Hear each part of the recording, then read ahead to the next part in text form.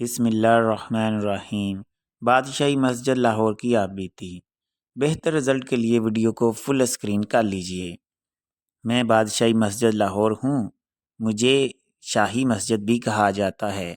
ایک عرصہ تک اہل لاہور مجھے جامع مسجد کے نام سے بھی پکارتے رہے ہیں۔ آج آپ مجھے اس پرشکو انداز میں دیکھ کر یوں نہ سمجھیے کہ میں چند سال پہلے تعمیر کی گئی ہوں۔ یہ تو دراصل مسلمانوں کی مجھ سے محبت کا نتیجہ ہے، ورنہ میری تعمیر کو تو صدیاں گزر گئی ہیں۔ میں نے بہت نشیب و فراز دیکھے ہیں۔ جہاں میری شان و شوکت نے عروج دیکھا، وہاں میں نے اپنی بے توقیری کے المناک لمحے بھی دیکھے ہیں۔ آج آپ متوجہ ہو تو آؤ میں اپنی کہانی آپ کو سناتی ہوں۔ لو میری سرگزشت میری زبانی سنو۔ مجھے 1671 میں مشہور انصاف پسند شہنشاہ اورنگزیب عالمگیر رحمۃ اللہ علیہ نے تعمیر کروایا۔ اورنگزیب بڑا نیک، 5 وقت کا نمازی اور صحیح معنوں میں مسلمان بادشاہ تھا۔ کیا منظر تھا جب پہلی بار حضرت اورنگزیب عالمگیر رحمۃ اللہ علیہ مجھ میں نماز ادا کرنے آئے۔ امیر، امراء سب ہمراہ تھے۔ اورنگزیب جب شاہی لباس میں سجدہ ریز ہوئے تو وہ منظر دیکھنے کے لائق تھا۔ اورنگزیب رحمۃ اللہ علیہ اکثر نماز کے بعد محراب کے سامنے دیر تک بیٹھے رہتے اور امراء سے گفتگو فرماتے۔ وہ میرا بے حد ادب کرتے تھے۔ وہ مجھے دیکھ کر فخر کیا کرتے تھے۔ فخر کیوں نہ کرتے، میں اس وقت دنیا اسلام کی سب سے بڑی مسجد تھی۔ اپنی تعمیر کے اگلے 300 سال تک میں دنیا کی سب سے بڑی مسجد رہی۔ اورنگزیب عالمگیر رحمۃ اللہ علیہ مجھ سے بڑا پیار کرتے تھے۔ انہوں نے پورے ایک ضلع کی آمدن محض میرے اخراجات کے لیے مختص کر رکھی تھی۔ یہ بڑا ہی شاندار زمانہ تھا۔ مجھے شاہی قلعے کی مشرقی جانب دریائے راوی کے کنارے پر تعمیر کیا گیا تھا۔ میری شمالی دیوار کے ساتھ ساتھ دریائے راوی ٹھاٹھیں مارتا ہوا گزرتا تھا۔ ٹھنڈی ہوائیں چلتی تھیں۔ عجب دل بہار موسم ہوتا تھا۔ بادشاہ مجھ سے اتنا پیار کرتا تھا کہ صرف میرے لیے اس نے شاہی قلعے کی مشرقی دیوار میں دروازہ بنوایا۔ اسے عالمگیری دروازہ کہا جاتا ہے۔ میرے مرکزی دروازے اور شاہی قلعے کے عالمگیری دروازے کے درمیان محض چند 100 گز کا فاصلہ ہے۔ یہاں بادشاہ اورنگزیب عالمگیر نے ایک باغ لگوا دیا جسے حضوری باغ کہا جاتا ہے۔ یہاں بادشاہ اپنی فوج کا معائنہ بھی کیا کرتے تھے۔ یہ حسین دن میں کبھی نہیں بھول سکتی، لیکن اس حقیقت سے کیسے انکار کیا جا سکتا ہے کہ ایک سدا وقت ایک سا نہیں رہتا۔ میری تعمیر کی نگرانی لاہور کے گورنر مظفر حسین کو سونپی گئی تھی۔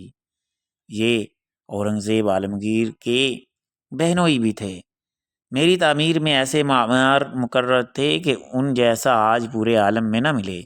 میرے چاروں کونوں میں جو اونچے مینار ایستادہ ہیں، ان کی لمبائی تاج محل کے میناروں سے بھی 13.9 فٹ زیادہ ہے۔ میرا صحن اتنا بڑا ہے کہ پورا تاج محل میرے صحن میں آ سکتا ہے۔ ویسے اب تک دنیا کی تمام مسجدوں کے صحنوں سے میرا صحن سب سے بڑا ہے۔ صحن میں وضو کے لیے تالاب عجیب منظر پیش کرتا ہے۔ 1707 میں مسجدوں سے پیار کرنے والا مہربان بادشاہ اورنگزیب عالمگیر اس جہان فانی سے رخصت ہوا۔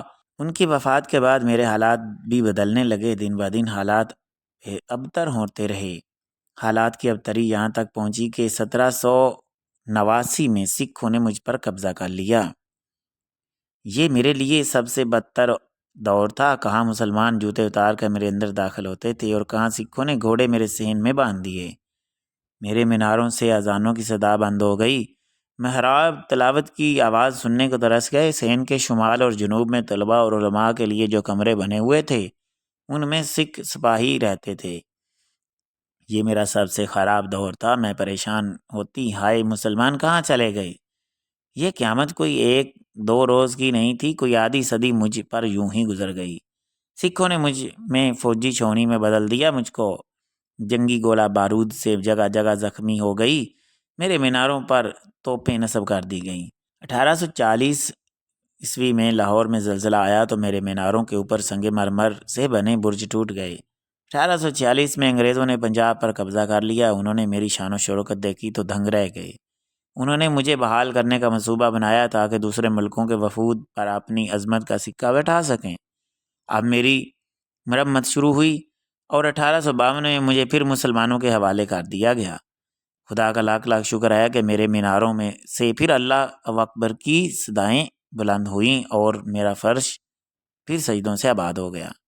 میری مرمت تو کی گئی لیکن مسلمان مطمئن نہیں تھے، لہٰذا 1339 عیسوی میں نواب زین یار جنگ بہادر کی زیر نگرانی پھر میری وسیع مرمت کا کام شروع کیا گیا۔ مرمت کا یہ کام 21 سال تک جاری رہا۔ اس پر تقریباً 49 لاکھ روپے اس دور میں خرچ ہوئے۔ یوں میری پرانی شان و شوکت بحال ہو گئی۔ میرا کل رقبہ 2,78,784 مربع فٹ ہے۔ قیام پاکستان کے بعد میں پاکستان کی سب سے بڑی مسجد تھی، پھر فیصل مسجد بنی تو میرا دوسرا نمبر ہو گیا۔ اس وقت دنیا کی 5ویں اور پاکستان کی دوسری بڑی مسجدوں میں ہوں۔ نماز جمعہ کے وقت نمازیوں کی کثرت ہوتی ہے۔ ہاں، عیدین کے موقع پر تو میرا سین کیا، باہر حضوری باغ میں بھی نمازی موجود ہوتے ہیں۔ ایک دفعہ امام کعبہ نے مجھ میں نماز پڑھائی تھی تو چاروں طرف نمازی ہی نمازی تھے۔ الحمدللہ اب میری حالت تو بہت اچھی ہے اور کسی قسم کا ڈر خوف بھی نہیں۔ ہر روز ہزاروں سیاح مجھے دیکھنے آتے ہیں، لیکن میرا دل چاہتا ہے کہ مقامی لوگ ہر نماز میں اس کثرت سے آئیں کہ میرا صحن نمازیوں سے بھرا رہے۔ اللہ مسلمانوں کو آباد رکھے جیسے انہوں نے مجھے آباد رکھا ہے۔